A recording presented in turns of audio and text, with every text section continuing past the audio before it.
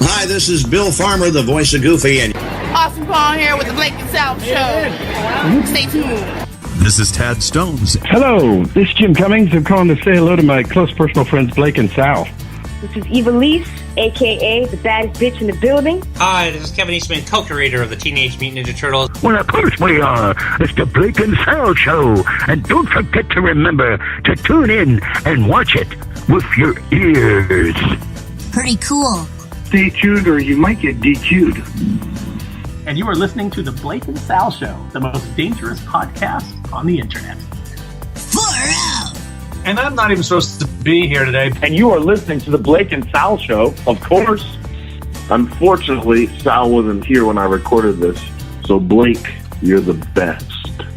Gorge. Blake, without Sal, is like the turkey without the stuffing, and you can't break tradition.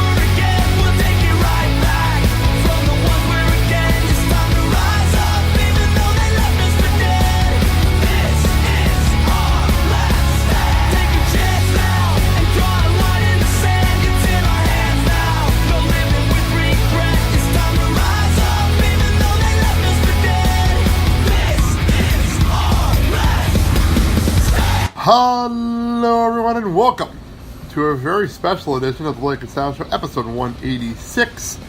As you can tell, not in my normal studio setup today, back in the old wrestling room setup. And I'm Blake, Sal is off today. For those wondering what's going on, this morning, you guys heard the Ponyville Cider Fest recap. Me and Kyle went through everything else, and I realized one major thing happened this week. I went to Smackdown Live with my co-host, Mark. Dad, say hi. Hi, how you doing? So, hope everyone's doing well. So, I talked to the boss, and he told me we can do a special show today.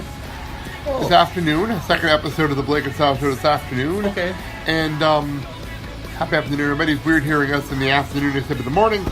But this we're going to be going through all the events of Tuesday night when we were at Smackdown Live. Yes, we were. So before we even get into the show itself, I must admit it's been a long time since we've had a WWE show. We usually regular Ring of Honor. Yeah, or Bruce City. Bruce City, but when it comes to a major company, we regular Ring of Honor. Right. I have to admit it was weird being back in a WWE show. It was kind of weird. It felt a little different. And maybe when past the concession stands for souvenirs, it was different because the prices were really inflated. You think? Unfortunately, they're higher than the website. Yeah, it's almost like going to Disneyland or Disney World. It was terrible. Yeah. So, but FYI fans, you can go to the website and get it cheaper. If you're looking to feel the Shield shirt, they're on pre-order for $25, not $35 as in the arena. Just throwing it out there to people. And just to let you know, the Money in the Bank case over there during concession stand, 75 big ones. Ridiculous. But if you go to the website, I'm sure you can get it for a lot less. So, and tell them that Mark and Blake sent you. Yes. Oh, by the way, hi Sal, and I hope you survive Pennsylvania. Yes. So we went in and we were sitting. First of all, Scotty, I know you're listening. You were supposed to be at the show with me and you. And I'm sorry about your flight issues. We will do a show later on. We're planning on going to Bruce City in November. So there you go. Make it up to him. Yeah, and Scotty, I thank you for the opportunity. And it was really nice to hang around with you again and kind of like be fanboys. It was nice, actually. I'm not going to lie. It was nice to actually release and be a fanboy for a couple of hours instead of worrying about what I wasn't worrying about, like being made fun of and having a good old time. Yeah. But anyway, we were in section 204. Mm-hmm. We row R. We're about, what is that, about 14, 15 rows back? Yeah. seats, not bad. 14, 15. Right in the middle of the row. It's pretty good. It was not bad for the price we paid. It was really cheap tickets. $18 tickets, so it wasn't that bad. And the best part is we were near a bathroom. Yes, everything was in good vicinity for us. The only thing I will say, I understand the colors of SmackDown are blue. Mm-hmm. And nothing could be clearer than the truth than the really annoying blue light that was in our face for the entire show.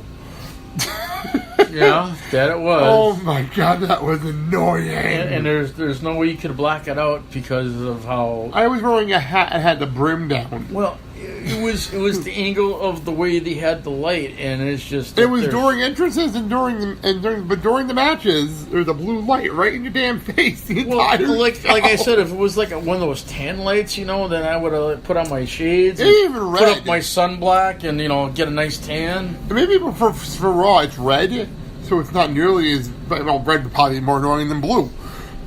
I don't know.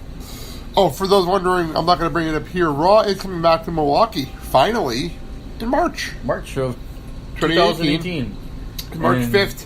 And it looks like it's going to be... I haven't looked at this calendar yet. Okay. If it's the day after Fastlane, or not.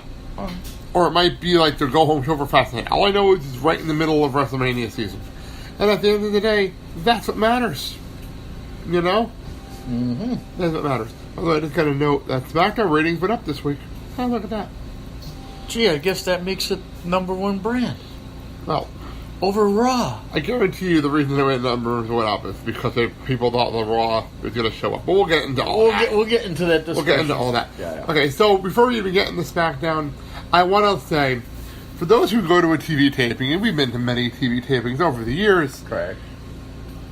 At a 15 minutes before the show, for us it was 6:45, when they say, we're going live on USA Network, it doesn't mean the show is going live. It means we're doing that weird commercial break they do 15 minutes before the show goes live on the network. Basically, they're doing what they call a teaser, which means they show a pan of the fans in And Michael Cole does the voiceover. Right, and they show the fans in the arena and how lively and active and excited they are, and he gives brief details of what matches are coming up, and it's just a teaser. But for some reason, people look at it. And our section was so confused. Our section was so confused. They were jumping up, shouting, screaming, holding up signs. It was so confused. Well, we did have a match before SmackDown went on the air, and it was Mike Kanellis minus Maria, who is home pregnant. So she's not on the road, much like Maurice over on Raw, not on the road because she's pregnant. She's pregnant with child. Yes, and then yes, Mike is not the father. Oh, I'm sorry, I slipped that out. I apologize. Mike is the alleged father. Mike Kanellis is a tag team with the Colognes. Correct. Primo and Epico. Yep. And we were sitting there. I love the fact that we couldn't remember the names of their characters from the Los Matadors, but the kid next to you knew. That was fantastic. Yeah, Diego and Fernando. Thank you. With El Torito. Well, I'm still looking for El Torito. I have no idea where the heck he went. He disappeared. Hornswoggle still does stuff. I don't know what happened to Torito.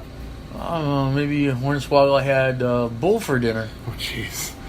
They were facing off against the Hype Bros, and as Mandy put it, what's it called? Mojo had to be here. He's from Wisconsin, so he had to be here. Yeah. You know what I mean? It's one of those. It's like Mr. Kennedy not showing up back in the day. And the Hype Bros tagged to Ty Dillinger. The perfect 10. And what do you think of the 10 chance for this? I've never been in the arena for one of these. Like actual legitimate 10 chance. It was actually really cool. It was kind of like equating it to the yes chance, except people were holding up both hands and flashing 5 on each hand. It was really fun. I really liked it. I like the guy who was flashing. It was the first for me. I like the guy who was flashing 11. He had an extra pinky finger on one hand. Jeez. So what do you think of the match? This is a good quick opener. It was a nice opener to start the show. It was a nice 6-man tag, and it went very fluid, very quick.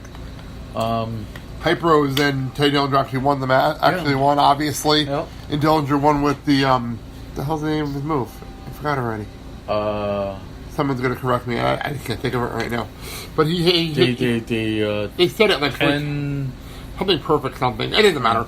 Anyway, we move on, and I was laughing because the last time I was at a show for the introduction of the announcers, it's like It was Jerry the King Lawler.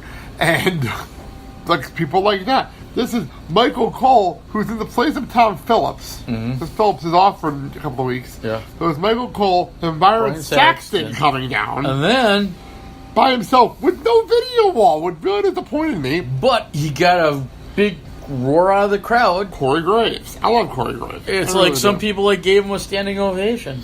I really like Corey. I like Corey. Corey basically kind of plays the middle in both fences, depending on how matches are going. But he gives his very own viewpoint and spin on things, and I'm telling you, whether you like him or hate him, he basically tells it like it is.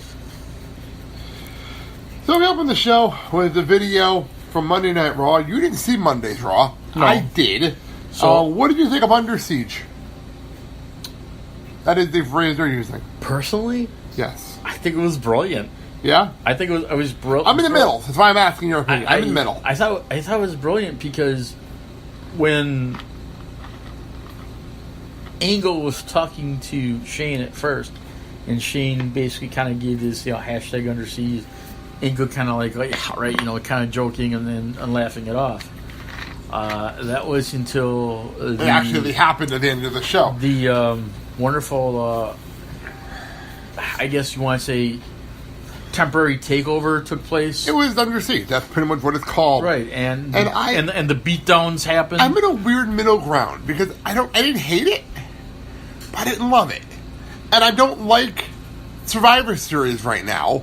So I guess I'm just in the middle. I guess I'm hoping for goodness, something good to come out of it. What's really weird is it was a brilliant plan because no one. It was. I didn't expect it. No one expected, and basically, what it's doing is like now we're talking about it, and a lot of fans are talking about it. And the ratings were up this week, so it's generating. Because people wanted to see more. So, like Shane wanted, it's generating the hype, which is basically going to elevate Survivor Series somewhat. And you know what dawned on me? It didn't click until I looked at the ratings before we came on. Mm-hmm.